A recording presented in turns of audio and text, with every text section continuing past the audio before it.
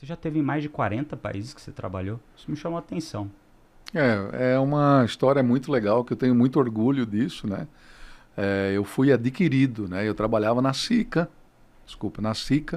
que muitos de vocês conhecem, extrato de tomate, ervilha Jurema e tudo mais, tá. Foi vendido por um grupo italiano, depois a Unilever veio e comprou. A partir daí, eu comecei a entender o mundo das marcas, porque para mim, então, o mundo do ativo era importante. A gente tinha Sim, fábrica, fábrica, exato. cara. A qualidade, etc. O Tudo. cuidado, porque as pessoas comem aquilo.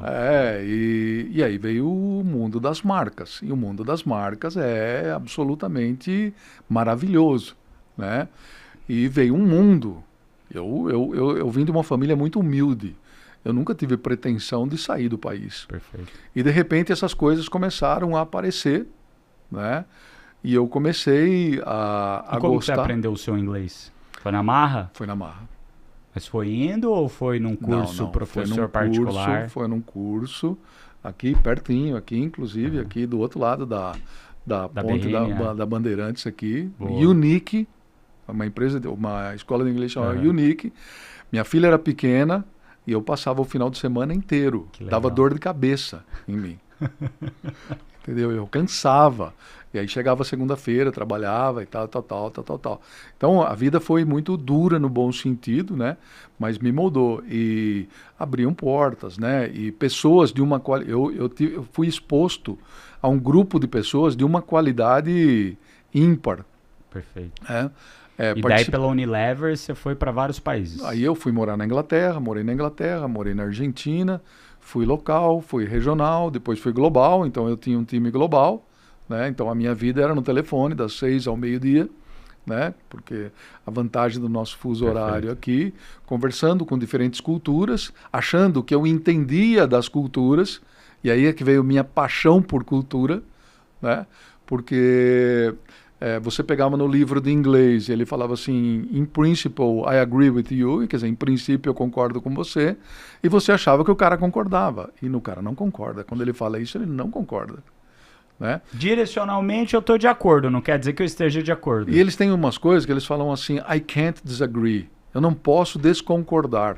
Cara, isso é maravilhoso, mas até você não viver a cultura, você, né? Ao ponto de gente, o meu time, conversando com alguém de lá, e aí eu falo, cara, e como é que foi a conversa com o pessoal? Cara, foi maravilhosa. Ligo pro cara lá e falo, como é que foi? Foi horrível. O cara não entendeu nada.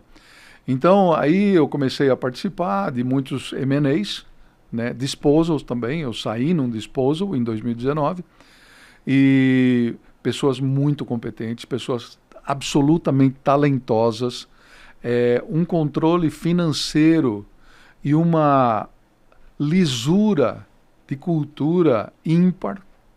Quer dizer, sabe, uma empresa que, cara, se eu sou o que eu sou hoje é porque eu me construí, né? E pessoas muito interessantes. Agora, tem o lado trash da coisa. O meu valor, como eu vim de baixo, o meu valor era trabalho. Perfeito. Então, cara, tenho que entregar a caneca. Eu vou ser recompensado se eu entregar a caneca. Nem sempre. Nem sempre. Aí eu comecei a aprender que se eu não vendesse que a caneca era boa, ninguém ia dar a mínima para o meu trabalho. Então eu costumo dizer o seguinte, né? Principalmente nas grandes corporações, né? 60% é trabalho e 40% é venda do que você está fazendo. Então colabore, tenha tempo, se socialize, vá atrás, influencie. Então, eu sempre falo com pessoas e sempre tenho orgulho de montar times campeões, né? Então, a capacidade de influência que você tem, que é, a partir de uma ideia, fazer com que as pessoas realizem essa ideia, é fundamental. E isso eu aprendi lá. Tem um ponto que você trouxe aqui que eu acho que não é só para a empresa grande, não. É até para o dono da empresa pequena que está vendendo um produto, que é uma clássica, que não basta ser bom, precisa parecer bom. E aqui, gente, não é parecer bom se o seu negócio é ruim, tá? Que fique claro. Você precisa alinhar a expectativa com a tua entrega. Então, se você parecer muito bom e na hora que você for fazer uma entrega for horrível, nunca mais nenhum cliente vai voltar, inclusive vai falar mal de você. Agora, se você é bom e não parece bom, vai dar problema, porque você não vai conseguir vender aquele projeto, né? Então não basta você ser bom, você precisa parecer bom. E você falou sobre esse tema de, durante a tua carreira, né, tiveram vários momentos de mudança, tiveram momentos críticos, talvez, onde você, além de saber fazer, precisava saber vender, se socializar, fazer basicamente a política interna de qualquer empresa que existe política. Até empresas pequenas, talvez menos, mas empresas que estão ali com 50, 70 pessoas vai ter política, sempre tem.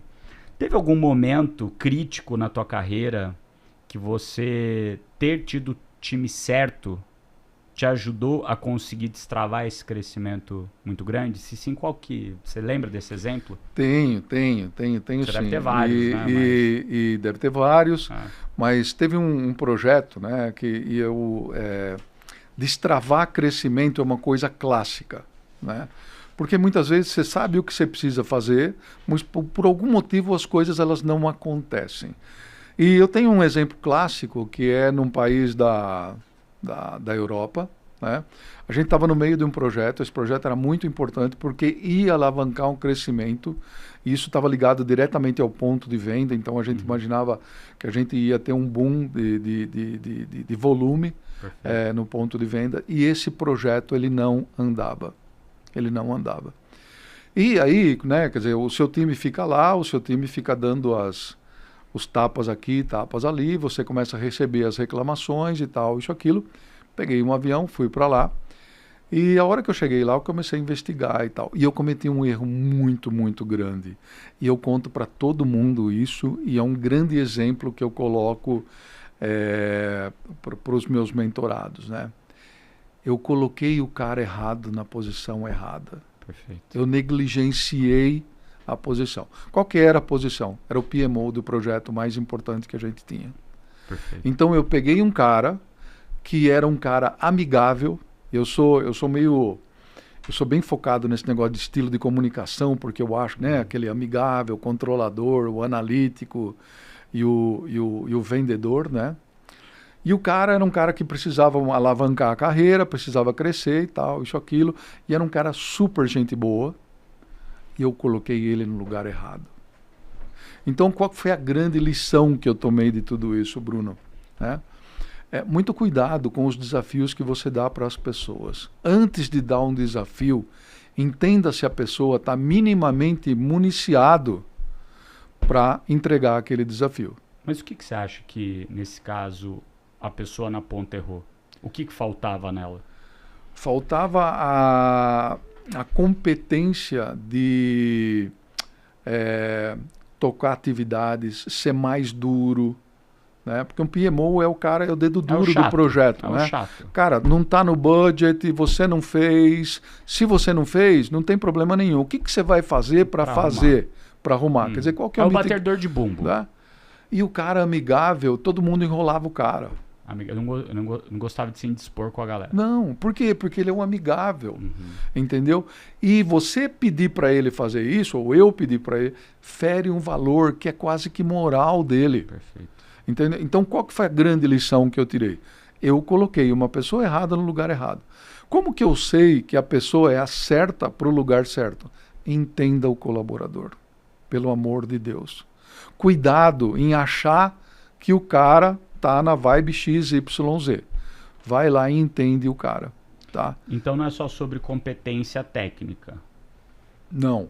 É sobre o estilo da pessoa. O estilo de liderança. Exatamente.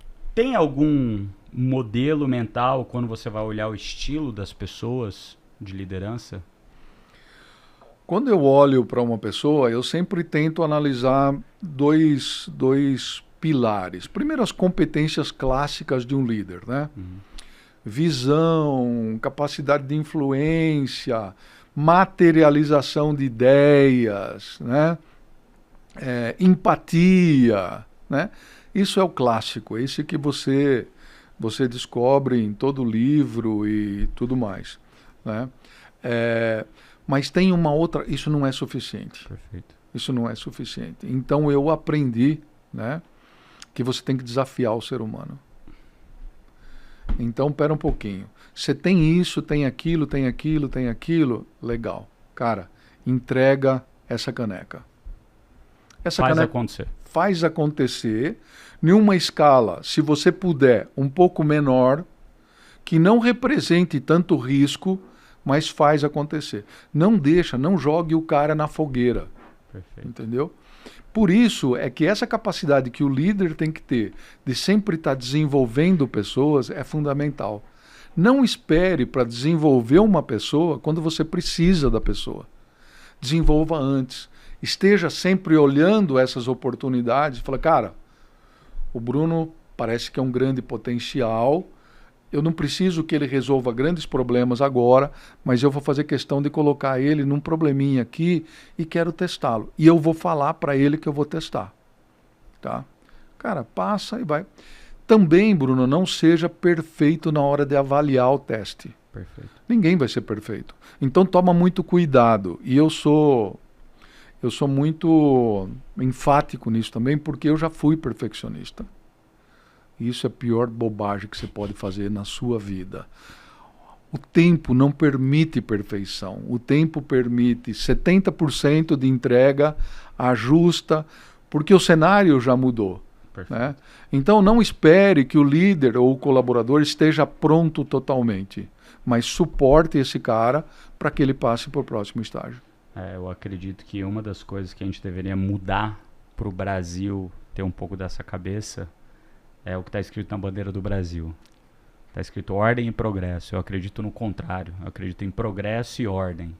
Se você não progride, você não vai deixar o próprio ambiente, o próprio time, o próprio mercado, os próprios clientes te falarem de fato o que é importante e o que não é. É, lógico. Então, quando você progride, você vai, faz acontecer, daí você entende, isso daqui é importante, isso é menos importante, pô, eu preciso colocar mais dinheiro aqui, organizar mais aqui tanto faz. E se você quer inverter a ordem, de primeiro organizar para depois progredir, você vai dedicar tempo e dinheiro e recurso e um monte de coisa que não vai fazer sentido no futuro, que não era importante. Ou seja, você só gastou dinheiro e tempo em algo que no fim do dia você deveria ter começado pequeno, iterado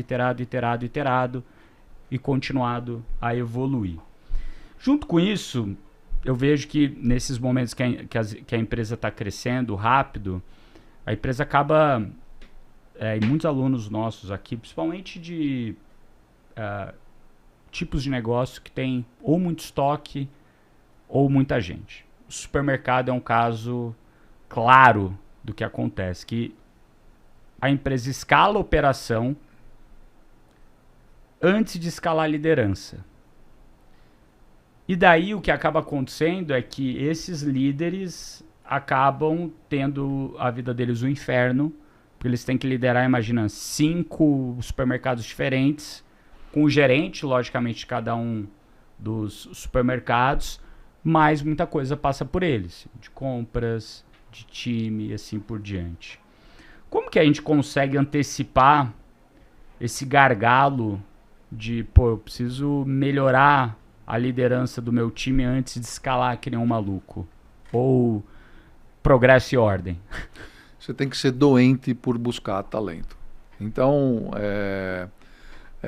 eu, por exemplo, buscar talento para mim é mais forte que eu. Então, na hora que eu estou vendo, eu estou procurando esse Neymar, como eu falei para você. Né? E procurar oportunidades de testar esses caras antes que o problema ocorra, né? Eu costumava dizer o seguinte, né? Sempre que vinha uma pessoa nova trabalhar com a gente, eu colocava o cara do meu lado, olhava o andar e falava assim, você está vendo esses caras aqui, ó? Tá. A hora que o pau quebrar, e o pau vai quebrar, vai ter tragédia, vai ter um cisne negro, vai ser nessa mão aqui que eu vou procurar os caras. Perfeito.